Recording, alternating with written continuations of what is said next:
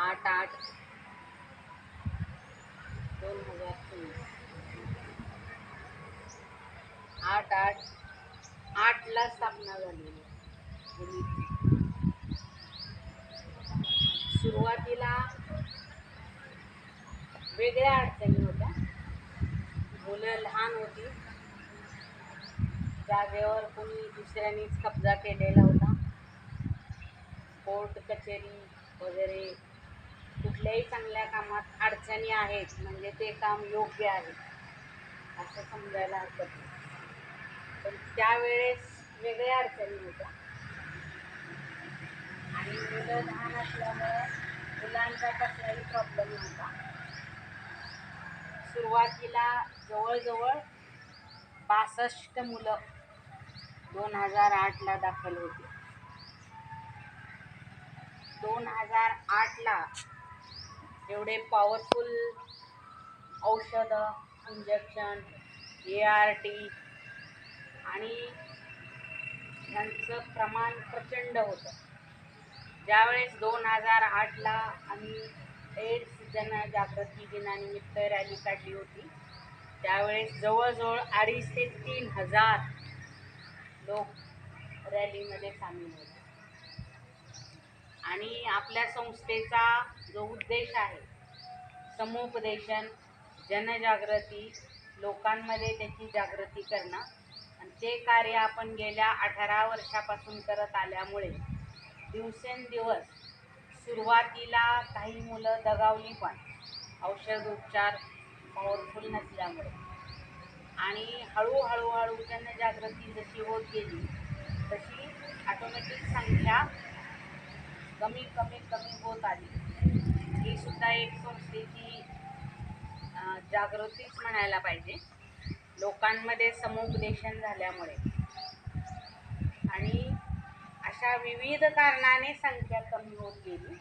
आणि आपल्या संस्थेचा उद्देशच आहे की हे जे अनाथ आश्रम आहे, वृद्धाश्रम आहे, हॉस्पिटल आहे किंवा अशा ज्या क्रिटिकल जी गरज आहे म्हणजे संस्था ओपन करणं, अनेक शाखा ओपन करणं, अनेक हॉस्पिटल उघडणं, अनेक माझे वृद्धाश्रम झाले, ही खरंच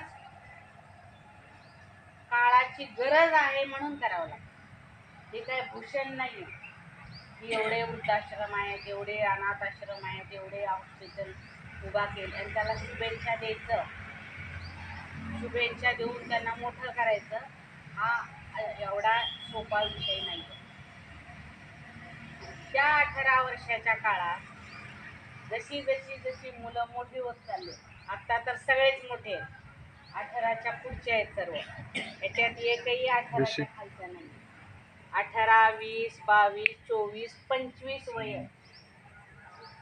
आणि ही मुलं ज्यावेळेस आली होती 1-1.5 वर्षाची, कोणी 5 वर्षाचा असेल, 5 वर्षाच्या आतलीच होती, तेव्हा कसलाही त्रास नव्हता. जसं मुलं मोठी होत गेले, आता सर्व मुलं मोठी आहेत, आता वेगळ्या प्रकारचा त्रास आहे समाजामध्ये.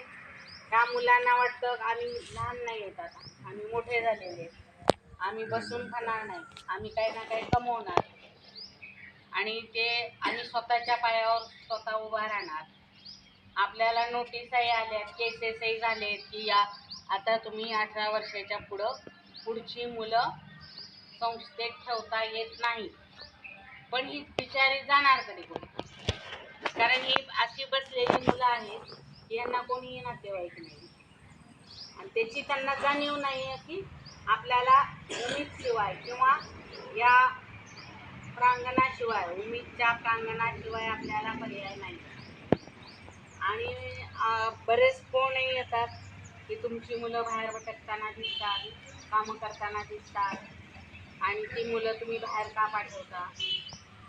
तर ही सर्व समस्या तशा गंभीर आहे.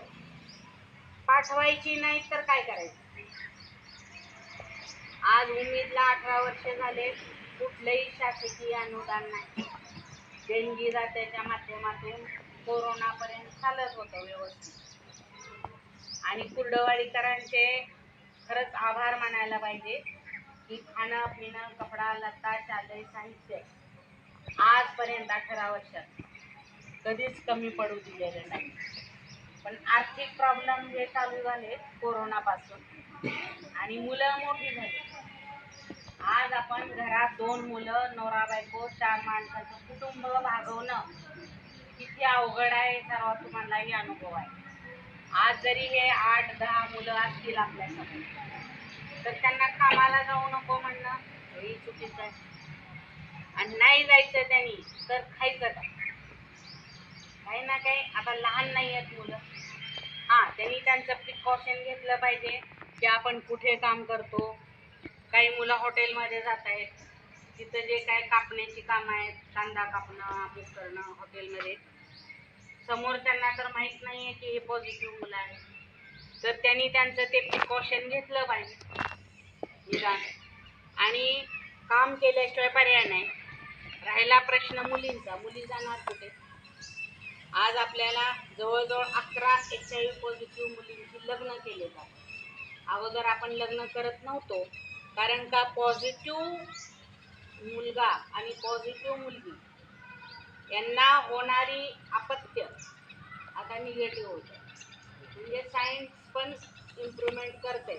सायन्सची प्रगती झालेली आहे. तर आपल्या ज्या 11 मुलींशी आपण पॉझिटिव्ह मुलांबरोबर लग्न केले, 11च्या 11 मुलींना निगेटिव्ह मुलं झाली. ही प्रगती झाल्यामुळे, त्याच्यामध्ये बदल झाल्यामुळे, इम्प्रूव्हमेंट झाल्यामुळे सायन्स. आणि परवाही मी न्यूजला वाचलं की आता HIV